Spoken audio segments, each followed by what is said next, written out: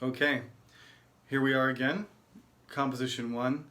We are now on week 3, and this is the lecture I'm doing on building paragraphs. That's the title for this week's lecture. Before I move into what we're going to do today, I want to just briefly let you all know that a PDF file will be uploaded to the website later this week, by the weekend, which spells out the guidelines for submitting emails and assignments to me exactly, so that I can manage the hundreds of emails that are coming in day by day. It's very, very difficult for me to find somebody's email if they have a different email address and the email address doesn't match the subject and the subject line doesn't match the file name doesn't match the content of your email. So I need you to follow these guidelines exactly, and I need you to put your student number everywhere, in the file name, in the subject line, and in the email itself. I know it's annoying to just keep typing your student number out like that, but it makes it very, very easy for me to find all of your stuff instantly, because I've found I can do is just search for your student number, and then all of the work, all of the things that you've done so far this semester just comes out. Otherwise, I have to go by hand and go through and search everything one by one. But if I just search by your student number, all of your assignments just come up right away. It's amazing. It's such a huge time saver, and it's the only way that I can effectively go through all of the material and evaluate you fairly. So just put your student number everywhere. Put it in the header of your file. I'm going to describe all this in the guidelines, so please read it. Also, I'm going to just give you an update on the semester. The government announced yesterday, and Shungnam followed the government's policy, that because of the coronavirus, we will be doing 3 more weeks of virtual lectures of online material. So that pushes us to the end of April, at least. So that's the deal so far, 3 more weeks, and that's what you can expect to happen. Who knows what's going on beyond that? I've already been predicting that it would be extended. I'm not going to make any more predictions, but don't be surprised. So we need to prepare for that, and I will update you on what's going on. I think the quality of the videos is improving. I'm learning how to use all the different software that I'm trying to combine to make your courses more effective and to make sure that the education you're receiving is better. As far as the YouTube channel is concerned and how that is going to work, there's going to be some instructions about that too, and about live lectures. I've consulted with some of the university staff, and I think we're ready to set something up for that too. So please, that's a very important file. It's going to be the same content with some specific instructions for different classes. It'll be uploaded on every website for all the classes I teach, including yours. Okay? Now, getting into paragraphs. Paragraphs have become, for a long, long time now, longer than any of us would care to know or remember, the paragraph has been the basic building block of a piece of writing. So essays as we know them right now are not as old as you think, but the idea of how to construct writing well goes way back into Western antiquity. And I'm not familiar with the writing techniques of other countries, so I won't speak for them. But in terms of English and the influence of Greek culture on English and on all the countries of Europe, it has been profound. So the reason that we use this word essay is because it has been a more not contemporary, but a more recent development on how to build an argument. We always use the word essay, but the way that an essay is constructed is by introducing an idea, and in that introduction there is a thesis where you make an argument, and then following that introduction and that statement, that key statement that sort of condenses all of your ideas into a strong statement about what you're going to argue, the bulk of the main part of the writing is called the body, and then you finish off with the conclusion.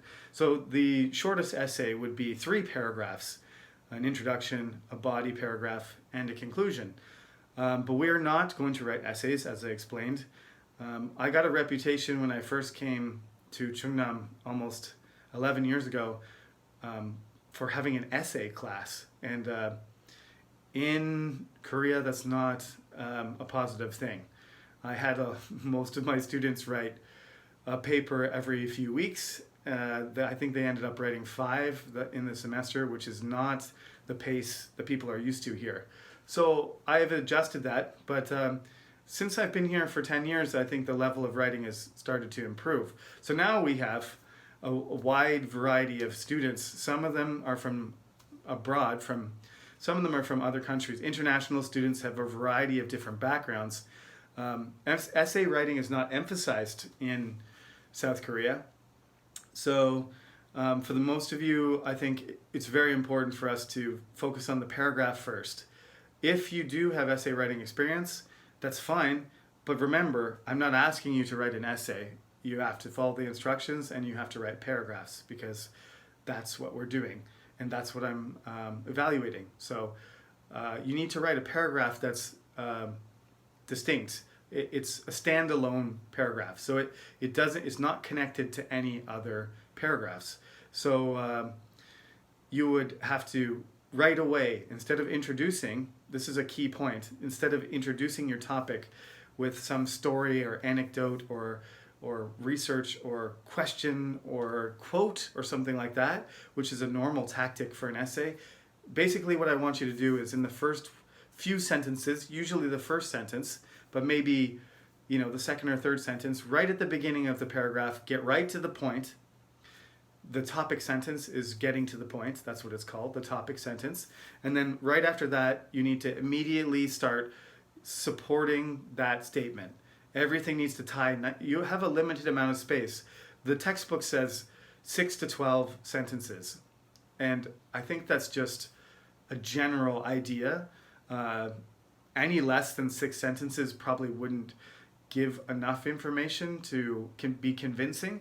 And once you get past 12 lines, 12 sentences rather, you're starting to have a really long paragraph. But I mean, long paragraphs are okay, and so are short ones. It depends on what you're trying to say. But anyway, the sooner you get, we talked about being concise in the 3 C's lecture. So being concise means using less words. So get to the point, make your topic sentence, make it strong and effective and clear, and then right after that, start supporting it and make sure those sentences are closely tied to your original statement. That's the coherence thing. And after you feel like you've written, 10 sentences or so, I guess, around, give or take, and you've made your point and you think it's complete, then you need to signal that your argument is over, which makes the paragraph, have a nice kind of closure to it. And you write a concluding sentence which ties directly back to the beginning. So it's got this neat kind of resolution to it, just like a story arc, or the journey, the circular journey that you draw for when you're trying to write a story in creative writing. So the metaphor of the body is appropriate for the paragraph too. You have to think about it the way Aristotle and Plato first, I suppose. Koreans call him Platon, so that's who I'm talking about. In Canadian or American English, we say Plato, but I think in Greek his name is somewhat more similar to Platon. So Platon was a philosopher who believed in this concept of organic unity. And organic unity just means that, he's using the metaphor of a living thing. That, a living thing has proportions, right? Basically, you've got a head, and your body's about 6 heads tall, and your arms are proportionate to each other, and you have symmetry and that kind of thing. These kind of rules of the same kind of rules that Greeks applied to art and to other things. Math. That's why they loved mathematics and other things. Their philosophy was very inclusive. So all of these principles sort of governed their ideas about different things, and they applied them to writing too. And we do still. They loved using logic. Obviously, the Greeks were obsessed with logic. They used all kinds of different strategies, but essentially Plato and even more so Aristotle argued that organic unity meant that everything has its place and is connected to the body in such a way that it functions. So you don't have, for example, you have a certain number of teeth and they're all in the right place, and that allows you to bite something. And you have an arm here and an arm here. If you had an arm sticking out your back, I mean, that just wouldn't work as well as a regular arm because, I don't know, how would you sleep? Or it might be useful in some situations, but for the most part, I think none of us would really desire to have an arm sticking out of our back because that's just not the place that it fits into our bodies the way they are designed to work. So in other words, when you're writing and you write about something that doesn't belong in the paragraph, it's not connected to your main line of thought. That's what you're kind of doing.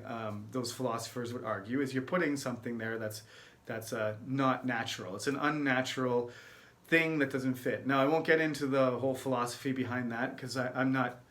That's not the point of the metaphor. The point of the metaphor is to make a unified whole and try to make your paragraph as neatly linked and connected as possible.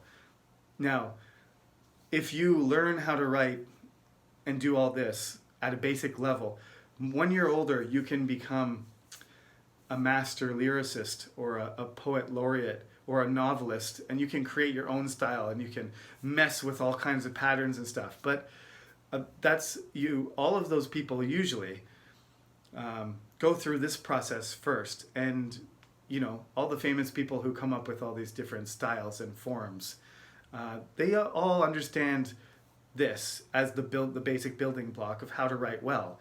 And then once they do that, they think, well, this is too easy and obvious, and I'm just going to branch out and I'm going to start making stuff that's really complicated, that's harder to understand on purpose. So I'm not saying you can't write creatively, but what I want you to do in this class is follow those 3 C's that I asked you to do and write organically.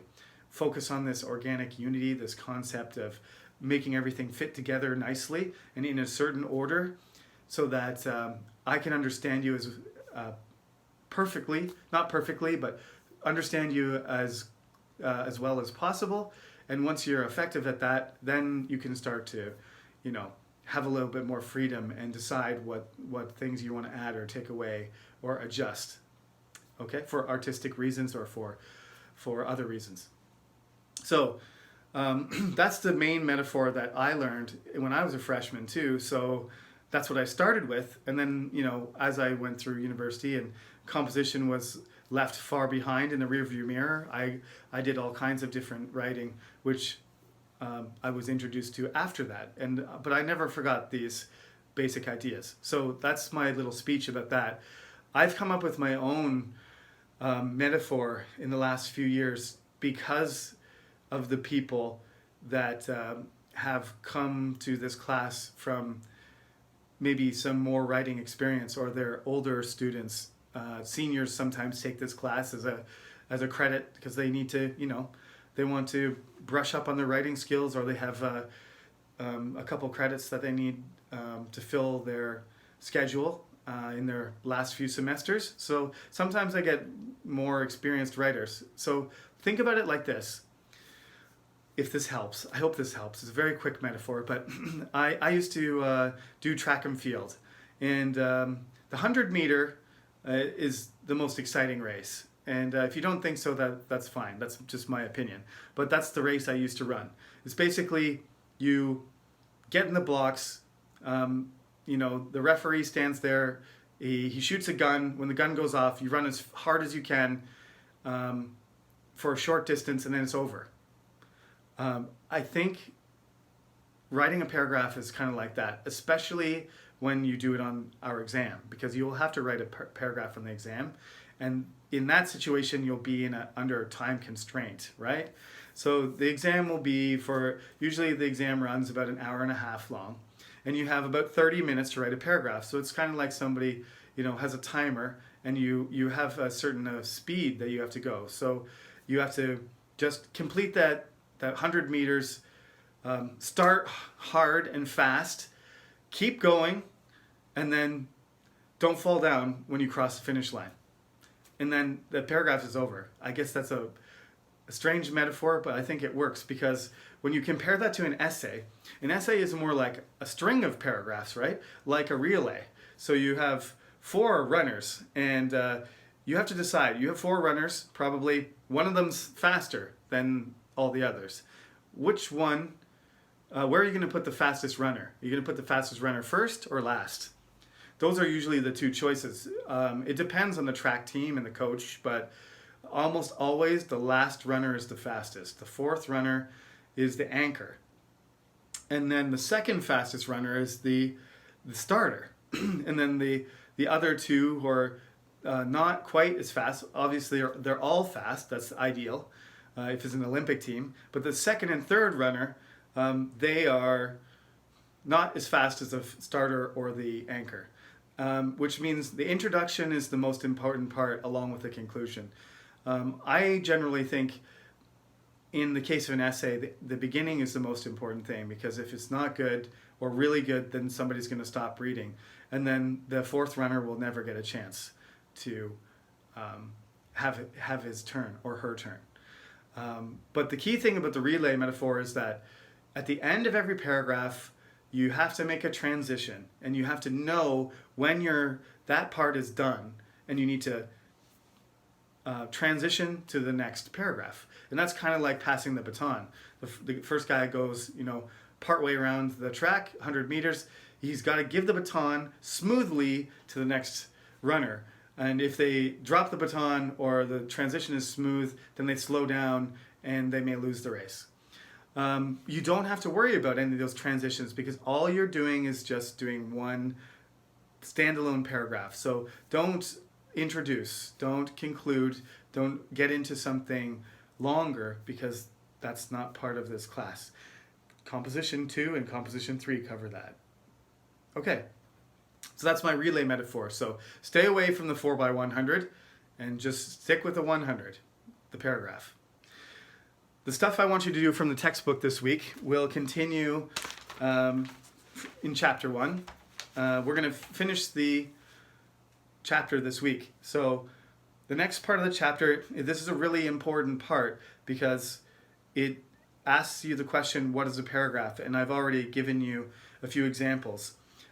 Part of this exercise is to just look at the paragraphs and decide to analyze a paragraph and look at some of the things that indicate that it is done well or not. And this is your homework assignment this week. The first part of your homework assignment is to look at page 9, number 11. They give you a couple things to look for, and then there are 1, 2, 3, 4, 5, 6, A to F. There are 6 example paragraphs. You have to look at the paragraph.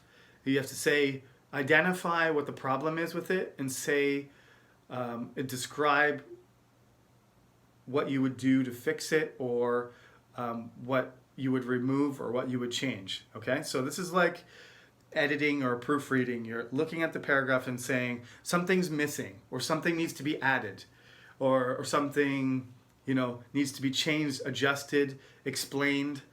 Okay, so the 4 things that they ask you to look for is, first of all, the sentences are not all on the same topic. We talked about that. That's not organic unity. That means your paragraph's not coherent. So look for sentences that don't stay on topic. Next, there are not enough sentences. Like I said, it's hard to be clear. Maybe complete is a better way of describing it, but if you don't provide enough support, nobody's going to be persuaded. Your argument's not going to be effective. So if a paragraph only has 3 sentences in it, it's going to be less convincing than somebody who writes 10. Now again, I told you concise is important, so don't write 30 sentences, because that's too much. But if you only write a few sentences and they're very short and simple, then most people are not going to, they're going to say that's not enough, and I'm not going to agree with you. If there's no topic sentence at the beginning, then your argument is not clear. So missing topic sentence or missing concluding sentence could be a problem too. If sentences are repetitive and they say the same thing, or they say things that are unnecessary, redundant, that is not being concise. Okay, so I want you to do A, B, C, D, E, F. Type it up on your computer, follow the instructions in the PDF, and then email that to me. Next, on page 11, there's a paragraph about a student's first job. I just want you to do 12, 13, and 14, where you decide what the topic is, cross out sentences that are not connected to it, and then decide which additional sentences could be connected or are not connected to that paragraph. So that's 12, 13, and 14 on page 11. And that's your homework assignment for this week. It should be typed, saved to a file, attached to an email, and sent to me by next week's class. And that is all I have for you today. Next week we will be doing chapter 2, which is the topic is giving and receiving gifts. But we will be talking about main ideas and arguments in that class. Thank you for listening, and see you next week.